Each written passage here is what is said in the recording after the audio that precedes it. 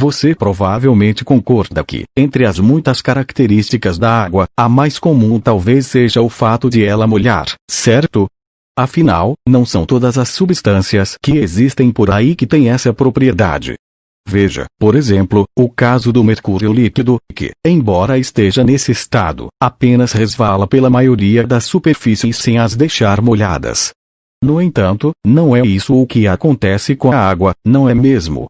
Característica interessante. Bem, de acordo com o pessoal da BBC, por definição, quando falamos de algo que está molhado, geralmente nos referimos a um objeto que se encontra coberto por uma camada de água. Contudo, cientificamente falando, o molhar também se refere à capacidade de um líquido de se aderir a uma superfície sólida.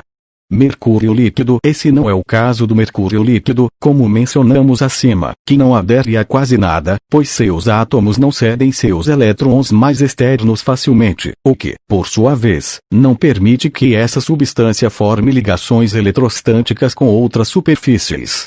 Entretanto, segundo a BBC, as moléculas de água são polares, isto é, contam com um átomo de oxigênio com carga positiva e 2 átomos de hidrogênio com carga negativa, que se sobressaem como se fossem 2 perninhas.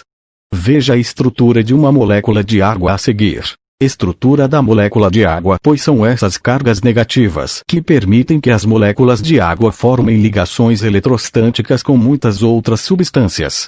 Assim, quando determinada superfície apresenta características semelhantes às das moléculas, as duas interagem, e a superfície se molha, como é o caso do que acontece quando a água entra em contato com um pedaço de algodão ou folha de papel, por exemplo.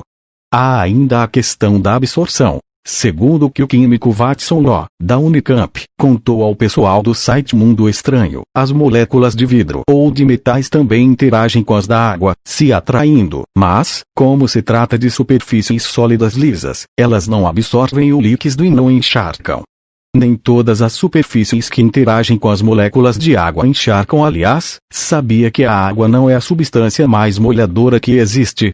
De acordo com a turminha da BBC, esse título fica com o hélio líquido, que, a menos 270,97 graus Celsius, se transforma em um superfluido, um curioso estado quântico da matéria que só ocorre a temperaturas congelantes e que resulta da perda total de atrito e viscosidade.